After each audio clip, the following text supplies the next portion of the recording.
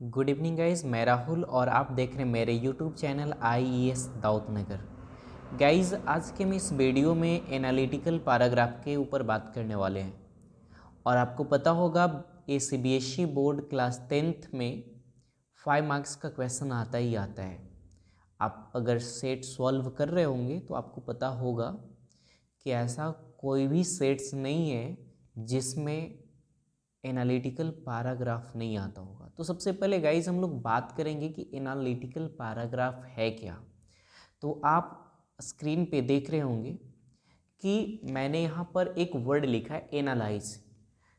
Analyse किसे करना है? ग्राफ को, चार्ट को और टेबल को। आपके पास ग्राफ के फॉर्म में आएंगे या फिर चार्ट रहेगा या फिर टेबल रहेगा। ग्राफ में लाइन ग्राफ रहेगा या फिर बार ग्राफ रहेगा। अगर चार्ट आता है तो पाई चार्ट आएगा और कभी कभी टेबल के फॉर्म में भी आ जाता है।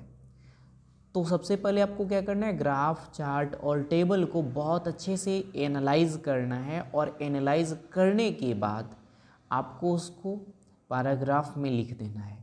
इसी को हम लोग क्या बोलते हैं? Analytical paragraph. यानी आप ग्राफ को, चार्ट को और टेबल को बहुत अच्छे से एनालाइज करेंगे और एनालाइज करने के बाद उसको पैराग्राफ में लिख देंगे। तो उसी को हम बोलते हैं एनालिटिकल पैराग्राफ। तो गाइस, अब आपको समझ में आ गया होगा कि एनालिटिकल पैराग्राफ होता क्या है। नाउ अब हम लोग थोड़ा आगे बढ़ते हैं।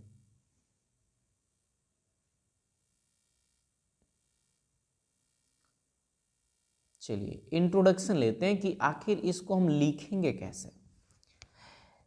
तो सबसे पहले हम लोग फॉर्मेट की बात कर लेते हैं।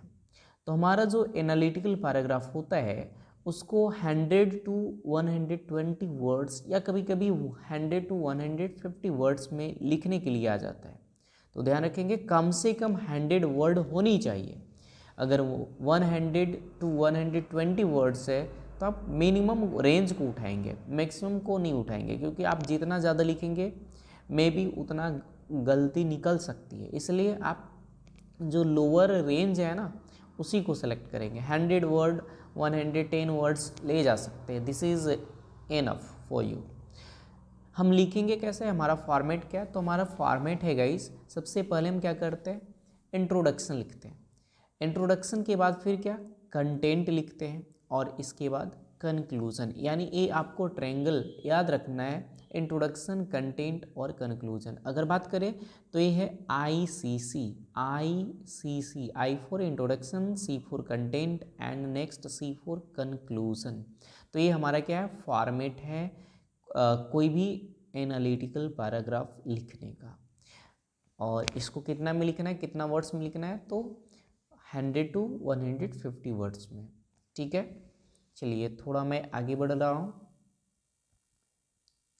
आप इंट्रोडक्शन कैसे स्टार्ट करेंगे? तो इंट्रोडक्शन कैसे स्टार्ट करेंगे? तो सबसे पहले जब भी इंट्रोडक्शन आप लिखेंगे, अगर वो चार्ट है तो लिखेंगे द चार्ट डिस्क्राइब्स। अगर वो लाइन ग्राफ है तो लिखेंगे द लाइन ग्राफ डिस्क्राइब्स। अगर वो डेटा दिया हुआ है तो लिखेंगे द डेटा डिस्क्राइब्स। अगर वो टेबल है तो द टेबल डिस्क्राइब्स। दूसरा तरीका ये भी है, अगर वो टेबल है तो the table suggest, the pie chart suggest. इस तरह से यूज़ कर लेंगे। यानी जब द टेबल की जगह आप लाइन ग्राफ अगर दिया हुआ है तो द लाइन ग्राफ सजेस्ट, ये दूसरा मेथड है। और उसके बाद आगे जो इन्फॉर्मेशन आपको दिया गया है क्वेश्चन में वो इंट्रोडक्शन में आप लिखेंगे उसको, क्योंकि जो क्वेश्चन होता है ना उसमें इंट्रोडक्शन वाला पार्ट मेंशन होता है। थर्ड पॉइंट की बात करेंगे, अगर लाइन ग्राफ है तो हम सोज भी लिख सकते हैं। The line graph shows, the pie chart shows, the data shows, the table shows, इस तरह से लिख सकते हैं। फोर्थ हमारा लिखने का तरीका क्या है? जहाँ सोज है वहाँ पर या सजेस्ट या डिस्क्राइब जो हम लोग लिख रहे थे वहाँ पर इलस्ट्रेट्स भी लिख सकते हैं। The pie chart illustrates, the line graph illustrates या द टेबल इलस्ट्रेट्स, ये भी हम लोग यूज़ कर सकते हैं। और लास्ट पॉइंट हम लोग ये भी कर सकते हैं, the bar graph provides information about इसके बाद जो लिखना है आगे हम लिखेंगे। या फिर अगर लाइन ग्राफ है तो लिखेंगे the line graph provides information about. अगर वो पाई चार्ट है तो लिखेंगे the pie chart provides information about. यानी ये 5 तरीका में से कोई एक आप कर लेते हैं तो आपका इंट्रोडक्शन बहुत अच्छा और खूबसूरत दिखता है। तो ये 5 मेथड है इंट्रोड्यूस करने का कोई भी डेटा चार्ट या टेबल है उसे। नाउ हम आगे की तरफ बढ़ते हैं, हम आगे बढ़ेंगे। नाउ हम देख रहे हैं कि हमारे पास एक क्वेश्चन है और इसमें लिखा हुआ है क्या, there is a bar graph that describes about the cutting dry and green trees from 2001 to 2006 in Bihar. After the analysis of the bar graph, write a paragraph in about 100 to 150 words. आप मेरे पीछे देख रहे हैं क्या है, एक graph है, एक ग्राफ है, चलिए आप देख लेंगे, एक ग्राफ है और इस ग्राफ में क्या है, कटिंग प्लांट्स इन, चलिए बिहार है, cutting plants in Bihar, Bihar में पेड़ों को काटा गया है, इसका एक ग्राफ आपको दिया गया है। यहाँ पर एक जो है वो कलर है और एक में क्या है, ऐसे ही वैकेंट है, एम्प्टी है। जो कलर है वो हमारा है ग्रीन ट्री और जो वैकेंट है यानी जो खाली बॉक्स है वो है ड्राई ट्री का ग्राफ। आप एक तरफ देख रहे हैं यहाँ पर जो डेटा प्रोवाइड किया गया वो परसेंटेज में है, 10%, 0%, 10%, 20, 30, 40 और 50। और दूसरी तरफ अगर हम देखें तो वहाँ पर ईयर का नेम मेंशन है, 2001, 2002, 2003, 4, 5, 6 इस तरह से। क्वेश्चन आपको समझ में आ गया होगा कि यहाँ पर दो तरह का डेटा है, एक ड्राई ट्री को कट किया जा रहा है और एक ग्रीन ट्री को कट किया जा रहा है। और एक कब किया जा रहा है, तो 2001 से 6 के बीच किया जा रहा है। कहाँ का डेटा है, बिहार का। तो इसे क्या करना है, एनालिसिस करते हुए आपको ग्राफ को क्या करना है, रिटन फॉर्म में लिख देना है। तो चलिए देखते हैं, इसमें एक चीज़ याद रखेंगे, जब भी आप लिखेंगे तो वो डेटा को एनालाइज करके ही लिखेंगे, अपना मन से कुछ भी नहीं लिख देना है, अपना ओपिनियन, पर्सनल ओपिनियन नहीं देना है। तो चलिए हम लिखते हैं। तो हमारा इंट्रोडक्शन इस प्रकार होगा, द बार ग्राफ डिस्क्राइब्स, क्योंकि मैंने अभी बताया था कि डिस्क्राइब्स वर्ड का यूज़ कर सकते हैं। तो the bar graph describes about the cutting dry and green trees in Bihar from 2001 to 2006। तो ये हमारा इंट्रोडक्शन का पार्ट हो गया कि 2001 से 2006 के बीच क्या हुआ, बिहार में पेड़ों को, हरा पेड़ को काटा गया और ड्राई ट्री को काटा गया, सूखा पेड़ को काटा गया। यानी ये हमारा क्या करता है, बार जो ग्राफ है डिस्क्राइब करता है। वेरी सिंपल लैंग्वेज में आपको लिखना होता है, बहुत डिफ़िकल्ट लैंग्वेज और कॉम्प्लेक्स लैंग्वेज बनाना नहीं होता है, अपनी लैंग्वेज में और सिंपल लैंग्वेज में इसको लिखना होता है। अब ये हमारा इंट्रोडक्शन हो गया। नाउ अब हम आते हैं कंटेंट में। तो इस ग्राफ के अकॉर्डिंग हम देख रहे हैं कि 2001 में जो हमारा कलरफुल जो बॉक्स है वो कहाँ तक जा रहा है, 50% जा रहा है, 50%। और उससे लगभग क्या जो वैकेंट है वो नीचे थोड़ा सा है। तो हम इसको एनालाइज करते हुए लिखेंगे क्या, according to the bar graph 50% of dry trees was cut in 2001 whereas the number of the cutting green trees was less in comparison to the dry tree. तो हम लोग देख रहे हैं कि 2001 में जो क्या है हमारा बार ग्राफ बता रहा है 50% क्या है आपका ग्रीन ट्री को काटा गया, लेकिन अगर उसके कंपैरिजन में देखा जाए तो ड्राई ट्री की कटिंग क्या हुई, थोड़ी कम हुई। तो उसको मैंने लिख दिया। तो ध्यान रखेंगे जब भी गाइज आप लोग क्या करेंगे, लिखेंगे डेटा को, तो उसमें कीवर्ड है इन कंपैरिजन टू, ये आप ध्यान रखेंगे, वेयर एज, वाइल, ये सब कीवर्ड है, आप उसको यूज़ कीजिए अधिक से अधिक जब आप ग्राफ को लिख रहे होंगे। तो अब नाउ हम आते हैं 2002 में क्या हुआ। तो 2002 में आप अगर ग्राफ देख रहे होंगे तो 20% से थोड़ा बहुत ज़्यादा ही क्या हुआ है, वो ग्रीन ट्री कटा और 20% से कम आपका जो ड्राई ट्री है उसको काटा गया। तो इसको चलिए हम लोग लिख लेते हैं लैंग्वेज में। In 2002 the graph of cutting dry tree and green tree was starting to fall. अब देख रहे हैं कि पहली बार 2001 में क्या हुआ, बहुत ज़्यादा एकदम राइज किया था, लेकिन अभी क्या हुआ, ग्राफ गिर गया, एकदम डाउन आ गया, एकदम से डाउन चला गया। तो देख रहे हैं क्या, कहाँ 50 था, अब कहाँ क्या हो गया, 20 आसपास आ गया। तो ये डिक्रीज हुआ है, इसलिए हम उसको तुरंत बता देंगे वहाँ पर कि क्या हुआ भाई, स्टार्टिंग टू फॉल, यानी एकदम ग्राफ गिरा है। तो स्टार्टिंग टू फॉल ये आपका की वर्ड है। अगर कोई ग्राफ डाउन में जा रहा है तो आप स्टार्टिंग टू फॉल लिखेंगे, अगर वो अचानक बढ़ रहा है तो आप लिखेंगे स्टार्टिंग टू राइज, ठीक है ना, इस चीज़ को आप ध्यान रखेंगे। इसके बाद बताएंगे कि and came 20% of green trees and less than 20% of dry tree. तो यहाँ पर एक डेटा भी दे देंगे कि सबसे पहले तो ग्राफ गिरा है और ये गिर करके 20% हरा ट्री जो काटा गया और फिर उससे थोड़ा सा कम क्या, ड्राई ट्री। ये हमारा क्या हो गया, डेटा मिल गया 2000 का। अब आते हैं 2003 में क्या रहा। 2003 का आप ग्राफ देख रहे होंगे। चलिए 2003 में जो हमारा ग्राफ है, चलिए वो 2003 में क्या है, तो देख रहे हैं कि 10% of green trees was cut while the data of cutting dry was 20%। तो देख रहे हैं कि जो हमारा ग्रीन ट्रीज है वो 10% ही कटा, लेकिन अगर ड्राई ट्री की बात करें तो वो क्या है, ज़्यादा है, उसके कंपेरिजन में ज़्यादा है, 20% है। यानी सीधा क्या है, वहाँ पर हम लोग लिख सकते हैं it is double of green trees. अब आगे फिर बात करते हैं कि जो हमारा क्या है 30% ग्रीन ट्रीज ये जो है वो क्या हुआ है 2004 में काटा गया है, जबकि वहाँ पर अगर बात करें ड्राई ट्री की वो थोड़ा कम है, स्लाइटली वो क्या है लेस देन 30%, यानी slightly word slightly less than इसको यूज करेंगे आप लोग, स्लाइटली लेस देन। ये आपका इम्पोर्टेंट की पॉइंट है जब भी आप क्या करते हैं, ग्राफ को डील कर रहे होते हैं, डिस्क्राइब कर रहे होते हैं। तो ये मैं आपको बताते जा रहा हूँ ताकि आप नोट करते जाएंगे।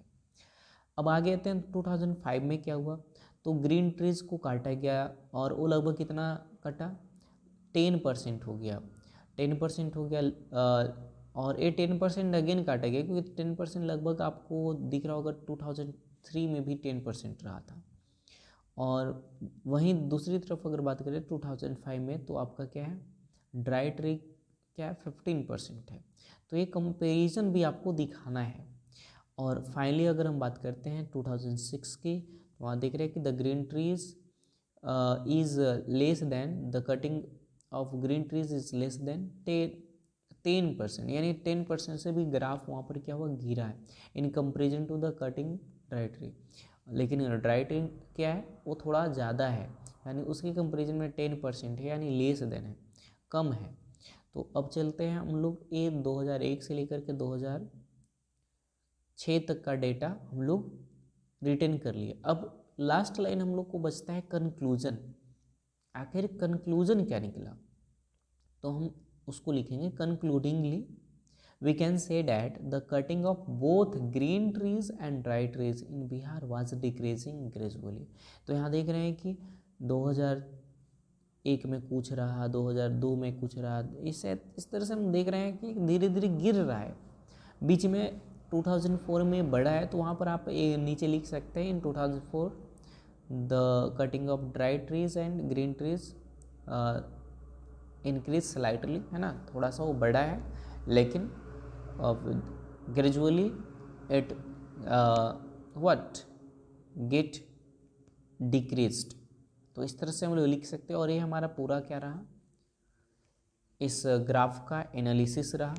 इसके बाद और हम लोग थोड़ा आगे बढ़ते हैं, देखते हैं। चलिए कुछ फैक्ट हम लोग देखेंगे, जैसे यहाँ पर कुछ जनरल चीज़ें हैं जिसको आप लिखते हैं, द ग्राफ, द चार्ट, इस तरह का, फिर क्या शोज, रिप्रेजेंट, इंडिकेट्स, ऐसा सब लिख सकते हैं। या फिर द फिगर शोज या फिगर इंडिकेट्स डैट, इस तरह यूज कर सकते हैं अपने, या फिर इस तरह का चीज़ें आप लोग कर सकते हैं। और लास्ट में आप लोग लिख सकते हैं conclusions can be drawn from the data, और इसके बाद जो आप कंक्लूजन निकालते हैं उसको लिख सकते हैं। कुछ इंपॉर्टेंट फैक्टर और है, अगर पाई चार्ट आता है आपके पास तो फिर आप पाई चार्ट आता है तो उसको डिस्क्राइब करने के समय में कुछ आप लिख सकते हैं, जैसे वो की वर्ड मैंने बताया था, more, less than, half of the total, या फिर ओनली अ थर्ड, या only a quarter, just, well, under, over 50%, under 50%। तो इस तरह का आप चीज़ें कर सकते हैं, या फिर द बिगेस्ट या स्मॉलेस्ट प्रोपोर्शन या सेक्टर, इस तरह का चीज़ें यूज कर सकते हैं। द वास्ट मेजॉरिटी ऑफ, इसका भी यूज़ कर सकते हैं आप। एज मैनी, इस तरह से, या बहुत सारी चीज़ आप यूज़ कर सकते हैं जो जनरली आपको ग्राफ में यूज़ करना चाहिए। अगर आप क्या करते हैं और भी चीज़ यूज़ करना चाहते हैं तो देखिए यहाँ पर मैंने आपके लिए कलेक्ट करके लाया हूँ, फार, स्लाइटली, 20% फीवर, इस तरह का चीज़ें यूज़ कर सकते हैं। मेनी, फार, फ्यू, ये सारा वर्ड आप यूज कर सकते हैं, जिससे क्या होगा, आपका जो ग्राफ का डिस्क्रिप्शन होगा खूबसूरत दिखेगा। अ ग्रेट प्रोपोर्शन ऑफ, इस तरह का चीज़ यूज़ कर सकते हैं। कंपैरिजन के लिए देन ऑफ का यूज़ करेंगे, जैसे मैंने आपको 10% ऑफ ट्रीज लिया, इस तरह से इसमें आप यूज़ कर सकते हैं। जैसे यहाँ पर एग्जांपल में दिया है 20% of women while only 10% of man, इस तरह से आप कंपेयर कर सकते हैं। कुछ और भी बातें हैं जब आप डिस्क्राइब कर रहे होते हैं तो small, slight, gradual, increase, decrease, इन सारे वर्ड्स का यूज़ कर सकते हैं आप। Significant, marked, dramatic, increase, decrease, small, slight, rise, fall, deep, ये सारा वर्ड आप यूज़ कर सकते हैं। इसके बाद और कुछ वर्ड है, शार्पली, रैपिडली, ओकेजनली, इस तरह का आप यूज़ कर सकते हैं ना। और इसे जब करेंगे तो आपका क्या होगा, जो डिस्क्रिप्शन होगा ग्राफ का वो थोड़ा बेहतर लगेगा, और जो एग्जामिनर होगा मार्क्स अच्छा देगा। और एक चीज़ आप याद रखेंगे, कभी भी ओवर राइटिंग नहीं करेंगे। अगर गलती से कुछ उल्टा लिखा जाता है तो बस एक लाइन में क्या करेंगे, एक लाइन में आपको कर लेना है, इस तरह से ऐसे लाइन खींच देना है, ज़्यादा कुछ दिमाग नहीं लगाएंगे। बहुत सारे बच्चे क्या होता है, ऐसे धर के पूरा एकदम घिसीट देते हैं, ऐसा लगता है कि वो लिपस्टिक लगा रहे हो, ऐसा नहीं करनी है। और दूसरी चीज़, मैं जब कॉपी ऑब्जर्व कर रहा था प्री बोर्ड टेस्ट का, तो उसमें कुछ बच्चे का क्या था ना, क्वेश्चन नंबर ही देना भूल जाते हैं, हड़बड़ हड़बड़ में क्वेश्चन नंबर नहीं। तो बाबू तुम जब भी आंसर लिखो ना तो क्वेश्चन नंबर ज़रूरी देना है।